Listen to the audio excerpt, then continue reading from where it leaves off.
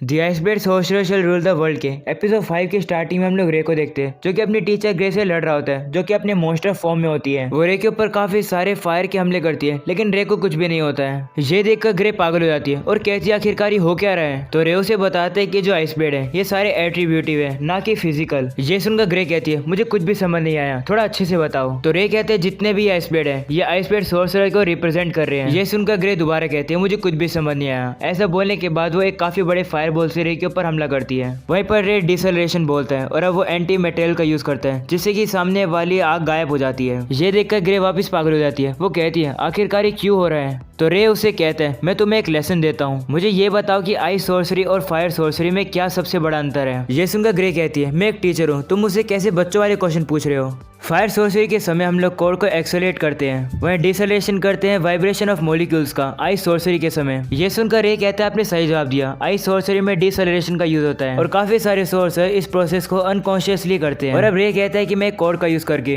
डिसेलेशन और लॉक एक ही बार अगर यूज करके मैं इन दोनों को कंट्रोल कर सकता हूँ जो कि और लोग नहीं कर पाते हैं। और फिर मैं एंटी मटेरियल कोर का यूज करके किसी भी सोर्सरी को प्राइमरी मटेरियल में बदल सकता हूँ। इस बात पर ग्रे बिलीव ही नहीं करती है। वो कहती है ये थ्योरी तुम कर ही नहीं सकते हो। तो रे उसे कहते हैं क्या तुम्हें अभी समझ नहीं आया, हर टाइप की सोर्सरी मेरे सामने रिस्टोर्ड हो सकती है, यही अभी के आइसबर्ग सोर्सरर का बेसिस है। वहीं पर हम लोग देखते हैं रे के दोस्त भी जाग चुके हैं, वो रे को देख रहे होते हैं। और अब ग्रे एक काफी पावरफुल माइंड इंटरफेयरिंग सोर्सरी का यूज करती है रे के ऊपर, लेकिन रे उसके हर अटैक को अपने आइस ब्लेड से रोक रहा होता है। तभी एवी कहने लगता है कि रे कुछ अजीब सा लग रहा है। तो हमें पता लगता है रे को खून आ रहे हैं और उसकी बॉडी फ्रीज होनी शुरू हो गई है। ये देखकर ग्रे रे से कहने लगती है तुम खुद की पावर को कंट्रोल नहीं कर पा रहे हो, मेरे पास अभी भी चांस है जीतने का। ऐसा बोलने के बाद वो रे के ऊपर काफी जोर से हमला करने वाली होती है। वहीं रोज भी ये देख लेती है, वो रे को चिल्लाकर बोलती है। तो रे एक आइस फ्लावर प्रोफ्यूजन नाम की स्पेल का यूज करता है जिससे कि बर्फ का एक टोर्नेडो आ जाता है जो कि अब ग्रे को पूरी तरीके से घेरने लगता है। ये देखकर तो एल्बर्ट भी कहने लगता है कि ये तो काफी इनक्रेडिबल है। और अब हम लोग देखते हैं रे ने अपनी टीचर को वहीं पर जमा दिया है, जिसके बाद रे पीछे आकर क्रोनोस लॉक को एक्टिवेट कर देता है जिससे कि वापस से अपनी ह्यूमन की बॉडी में आ जाता है। और अब वो नोटिस करता है कि उसके दोस्त उसकी तरफ दौड़ते हुए आ रहे हैं। ये देखकर रे खुश होता है और कहते हैं मैंने इन लोग को बचा लिया बिना किसी को खोए, क्या इतना काफी है मास्टर। ऐसा बोलने के बाद रे बेहोश होकर गिर जाता है।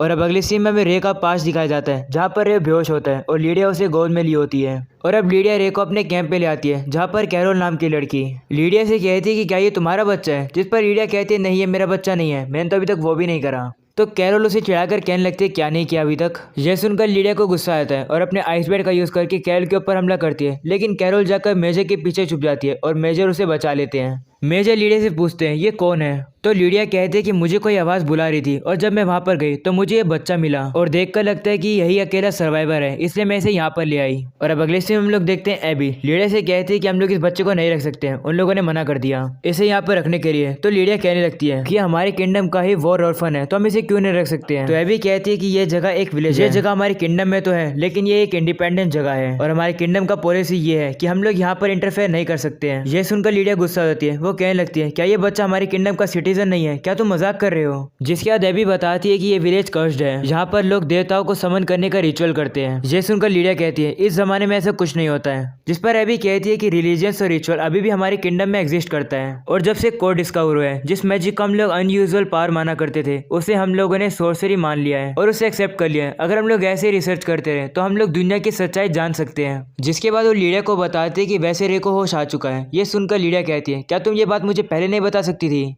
और अब वो रे के पास जाती है जहाँ पर वो देखती है कैरोल उसके पास पहले से बैठी होती है। वो कहने लगती है रे से तुम्हारा नाम क्या है, लेकिन रे उसे कुछ बता नहीं रहा होता है। और अब लीडिया भी वहाँ पर पहुंचती है तो कैरोल बताती है कि इसकी हालत अभी स्टेबल है। जिसके बाद लीडिया उसे नाम पूछती है उसका, तो रे उसे अपना नाम बता देता है रे। जिसके बाद लीडिया काफी खुश हो जाती है, वो उसके सर पर हाथ रखे उसे भी अपना नाम बताती है। और अब अगले सीन में हम लोग देखते हैं लीडिया रे के साथ बेसबॉल खेलने वाली होती है, लेकिन वो देखती है रे तो कैरोल के पास बैठा होता है। कैरोल कहने लगते है कि मेरा और रे का काफी अच्छा रिलेशनशिप है इसलिए मैं उसे ये बुक पढ़ा रही हूँ। और अब कैरोल रे से कहती है मेरा नाम बोला तो रे भी उसे कहता है कैरोल। जिस पर कैरोल उसे कहती मैं तुमसे कहा था मुझे कैरो कैरो करके बुलाओ, लेकिन रे उसे कैरो कैरो बोलने की जगह उसे कैरोल ही बोल रहा होता है। ये देखकर लीडिया खुश हो जाती है, वो कहने लगती है तुमने काफी अच्छा काम किया, तुम्हें इस पिंक फूल के साथ डील करना आ गया। ये सुनकर कैरोल गुस्सा हो जाती है तो उसे देखकर रे थोड़ी हल्की स्माइल करता है। ये सुनकर लीडिया और ज्यादा खुश हो जाती है, वो रे से कहने लगती है मैं तुम्हें वापस अपनी कहानियां सुनाऊंगी। और अब अगले सीन में हम लोग देखते हैं मीटिंग चल रही होती है कि रे को रखना है या फिर नहीं। वही कैरोल सभी से कहती है रे को रखना है, जिस पर एक लेडी कहती है नहीं रख सकते हम लोग उसे। तो कैरोल कहती है क्यों नहीं रख सकते, मेरे पास पैसा है, मैं उसे रेस कर सकती हूँ।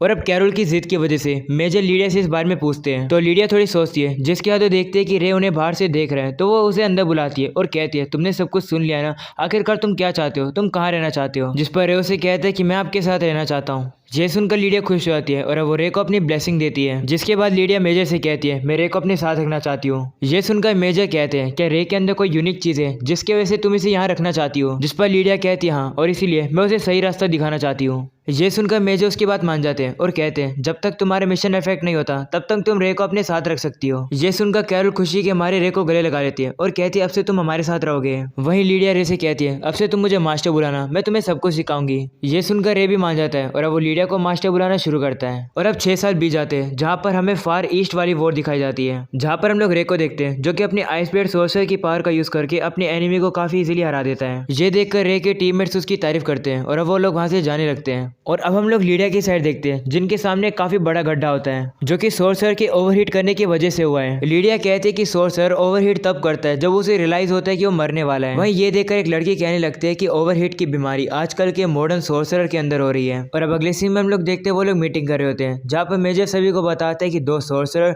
डीप ब्लू, थंडर ये सब मर चुके हैं। ये देखकर एक बंदा कहने लगता है कि क्या सामने वाले अपोनेंट इतने ज्यादा स्ट्रॉन्ग है। वहीं एबी कहने लगती है लगता है एविल एम्पायर इस वॉर के अंदर इन्वॉल्व है। वहीं जनरल सभी से कहते हैं कि वॉर और ज्यादा खतरनाक होने वाली है, हम लोग सेफली रिट्रीट नहीं कर पाएंगे, इसीलिए फोकस रहना। वहीं पर एक लेडी रे से कहने लगती है तुम अभी भी काफी ज्यादा यंग हो, देरी नहीं हुई है, तुम अभी भी पीछे हट सकते हो। वहीं ये सुनकर एक बंदा रे से कहने लगता है ये सही कह रही है, तुम मेरे बेटे की उम्र के हो, ऐसी उम्र में तुम्हें बैटलफील्ड में नहीं होना चाहिए। ये सुनकर रे कहता है मास्टर ने मुझे सिखाया है कि ग्रेट टैलेंट के साथ रिस्पॉन्सिबिलिटी भी आती है और आप सभी लोग मेरी फैमिली की तरह, मैं आप लोग को अबेंडन करके नहीं जाऊंगा। ये सुनकर हावर्ड खुश हो जाता है, वो रे से कहने लगता है तुम काफी अच्छे हो, मैं तुम्हें जरूर बचाऊंगा अगर तुम्हें कुछ हो जाता है तो। और अब अगले सीन में हम लोग वॉर देखते हैं जहाँ पर हावर्ड ही पहला पर्सन होता है जो कि रे की आंखों के सामने मर जाता है। ये सब देखकर रे अपना कंट्रोल खो बैठता है। वहीं पर उसके मास्टर उसे रोकने की कोशिश करती है लेकिन रे नहीं रुकता है बल्कि वो ओवरहीट हो जाता है। और अब रे को हावर्ड की एक झलक दिखती है जहाँ पर हावर्ड रे से कहता है जिंदा रहना, मैं ऊपर से तुम्हारी ग्रोथ को देखूंगा। और अब वो वहाँ से गायब हो जाता है। और अब हम लोग प्रेजेंट में देखते हैं जहाँ पर रे को होश आ जाता है और उसकी मास्टर उसके साइड में बैठी होती है। वो रे से कहती है तुमने अपनी पावर का यूज किया ना। रे कहने लगता है मुझे माफ कर दो। हे गाइस, एक छोटी सी इन्फॉर्मेशन, मेरी गेमिंग चैनल पर पहली वीडियो आ चुकी है जो कि काफी इंटरेस्टिंग है, आप चाहो तो देख सकते हो, लिंक वीडियो के नीचे डिस्क्रिप्शन में है और कमेंट सेक्शन में पिन है। वहीं लीडिया रे से कहने लगती है सॉरी बोलने की कोई जरूरत नहीं है, अगर मैं तुम्हारी जगह होती मैं भी यही करती। ये सुनकर रे कहते हैं बाकी सब लोग कैसे हैं, तो एबी बताती है सभी लोग ठीक है, उनका माना बस कम हो गया था लेकिन अब वो सभी लोग पूरी तरीके से रिकवर कर चुके हैं। रे तुमने काफी अच्छा किया। ये सुनकर रे काफी ज्यादा रिलीफ फील करता है और अब रे की मास्टर उसके सर को सहलाती है और वो रे से कहती है जब भी तुम फ्री हो तुम मुझसे जरूर मिलने आना। ऐसा बोलने के बाद वो वहाँ से चली जाती है। वहीं लीडिया की मेड रे को बताती है कि लीडिया तुम्हारे बारे में काफी चिंता कर रही थी और अब वो रे को कहती है अच्छे से रेस्ट करना। ऐसा बोलने के बाद वो भी वहाँ से चली जाती है। और अब एबी रे से कहती है मैं शुरुआत से ही तुम्हारे इस एकेडमी में एडमिशन कराने के खिलाफ थी क्योंकि मुझे लगा तुम्हें और टाइम चाहिए रेस्ट करने के लिए। वो कहती है इस एकेडमी के अंदर सारे नोबल लोग आते हैं और मुझे पता था तुम ऑर्डिनरी होने के कारण तुम्हें काफी ताने मिलेंगे। तुम जो कि बैटलफील्ड पर बड़ा हुआ है, उसने अपनी आंखों के सामने इतनी ज्यादा डेथ देखी है। मैं नहीं चाहती थी कि तुम ऐसे एनवायरमेंट में हो जहाँ पर तुम्हारे साथ डिस्क्रिमिनेशन हो, लेकिन लीडिया मेरे पास आई थी, उसने भीख मांगी थी कि मैं तुम्हें इस एकेडमी के अंदर एडमिशन दे दूँ। हम लोग काफी पुराने दोस्त हैं लेकिन लीडिया को मैंने कभी भी भीख मांगते हुए नहीं देखा था। और अब हम लोग को लीडिया और एबी की पास्ट की कन्वर्सेशन दिखाई जाती है जहाँ पर लीडिया एबी से कहती है कि रे काफी ज्यादा टफ है जितना मैंने सोचा था, इसलिए मैं चाहती हूँ कि वो दुनिया देखे, मैं चाहती हूँ कि वो सीखे कि आगे की जिंदगी कैसे जी जाती है। रे को फ्यूचर में एडल्ट दोस्तों की जरूरत नहीं जो कि बैटल फील्ड में लड़ते हैं, बल्कि उसे ऐसे दोस्त चाहिए जो कि उसी की उम्र के हों। रे खुशी डिजर्व करता है, इसलिए मैं तुमसे भीख मांगती हूँ कि उसे तुम इस एकेडमी में एडमिशन दो। और अब सीन प्रेजेंट का आता है जहाँ पर लीडिया जैसे एकेडमी से बाहर निकलती है वो जोर जोर से रोने लगती है। वो कहती है मैं काफी ज्यादा खुश हूँ कि रे ठीक है। वहीं पर अब एबी रे से कहती है अपनी एकेडमी की लाइफ को एंजॉय करना और खुश रहना, यही लीडिया की विश है। ऐसा बोलने के बाद वो वहाँ से चली जाती है। ये सुनकर रे कहता हाँ और अब उसकी आंखों से आंसू आ जाते हैं। और अब जैसे एबी बाहर निकलती है उसे पता लग जाता है कि रे के दोस्त बाहर खड़े हैं। वो उनसे कहती है तुम लोग अंदर जा सकते हो, दरवाजा खुला है। जिसके बाद हम लोग देखते हैं रे के दोस्त अंदर जाते हैं। वो उससे पूछते हैं क्या तुम ठीक हो। रे भी कहता है हाँ मैं ठीक हूँ। वहीं रे उनसे माफी मांगता है ये ना बताने के लिए कि वो 7 स्ट्रॉन्गेस्ट सोर्सर में से एक strongest sorcerer ice blade sorcerer है। रे कहता है मैं अपने मास्टर और बाकी सबके साथ फार ईस्ट की वॉर में लड़ रहा था, तभी फाइनल बैटल के दौरान मैं ओवरहीट हो गया। ये सुनकर रे के दोस्त पूछते वो क्या होता है। तो रे कहता है कि जब तुम ना चाहते हुए भी अपने एनग्राम के ऊपर कंट्रोल खो बैठते हो तो तुम ओवरहीट कर जाते हो। मुझे भी अच्छे से नहीं पता कि उस टाइम क्या हुआ था, लेकिन जब मेरी आंखें खुली मुझे पता चला कि वो जगह पूरी बर्बाद हो चुकी है और मेरी मास्टर जो कि खून में लथपथ थी उन्होंने मुझे हक कर रखा था। रे कहते हैं उसी मोमेंट के बाद से मैं क्रोनोस लॉक का यूज करता हूँ जिससे कि मैं ओवरहीट को कंट्रोल रख सकूँ। ये सुनकर रोज कहती है क्या यही वो कारण है जिसकी वजह से तुम सोर्सरी यूज नहीं कर पाते हो? तो रे कहता है हाँ। रे कहते हैं बैटल फील्ड में मैंने अपने कॉमरेड को खोया, अपने मास्टर को चोट पहुंचाई और भले वो लोग दुश्मन थे वो थे तो इंसान ही। मैंने उन लोगों की जान ली। मैं सब कुछ अपने खूनी हाथ के पीछे छुपा रहा था और तुम लोगों से झूठ कहे जा रहा था। मेरे हाथ खून से भरे हुए हैं तो क्या ये सही रहेगा मेरे जैसे पर्सन को तुम्हारे साथ रहने के लिए? रे उन लोगों से माफी मांगने लगता है और काफी ज्यादा इमोशनल हो जाता है। तभी रोज रे के हाथ को पकड़ लेती है और कहती है मैं हमेशा तुम्हारे साथ रहूंगी भले तुम्हारा कैसा भी पास्ट हो। वहीं बाकी लोग भी रे से कहने लगते हैं हाँ तुम हमारे दोस्त हो, तुम्हारा पास्ट जैसा भी हो इससे कुछ नहीं फर्क पड़ता। और अब रोज रे को गले लगा लेती है और कहती है देखा सभी लोग तुम्हारे साथ रहना चाहते हैं, तुम अकेले नहीं हो। ये सुनकर रे को अपने पुराने ग्रुप की याद आ जाती है और वो अब काफी खुश होकर अपने दोस्तों को शुक्रिया करता है। और अब रात में हम लोग देखते हैं एल्बर्ट रे के पास आता है। रे भी उसे गुड इवनिंग करता है और उसे पूछता है आप यहाँ पर क्यों आए हो?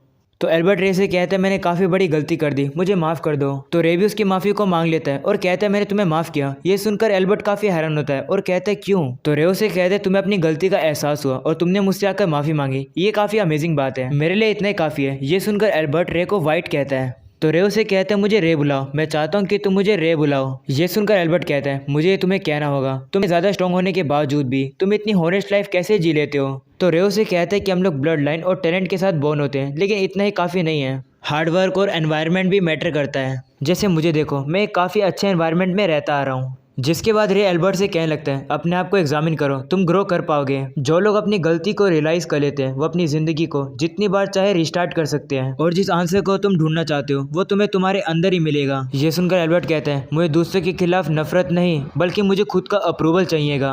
और अब एल्बर्ट रे का शुक्र करता है उसकी गलती को सुधारने के लिए। और अब अगले सीन में हम लोग देखते हैं एबी सभी स्टूडेंट को उनकी न्यू रिप्लेस टीचर से मिलाती है जो कि होती है कैरल। वहीं ये देखकर तो रे काफ़ी ज़्यादा शौक हो जाता है। वहीं पर सारे लड़के कैरल के तो फैन ही हो जाते हैं। वहीं कैरल सभी से कहती है तुम सभी लोगों को अब से मेरा ध्यान रखना होगा और इसी के साथ हो जाता है ये एपिसोड खत्म। तो अगर आप लोग को पसंद है तो ज़रूर लाइक करना, चैनल को भी सब्सक्राइब कर देना। मिलते हैं इसके नेक्स्ट एपिसोड में, तब तक के लिए पीस आउट।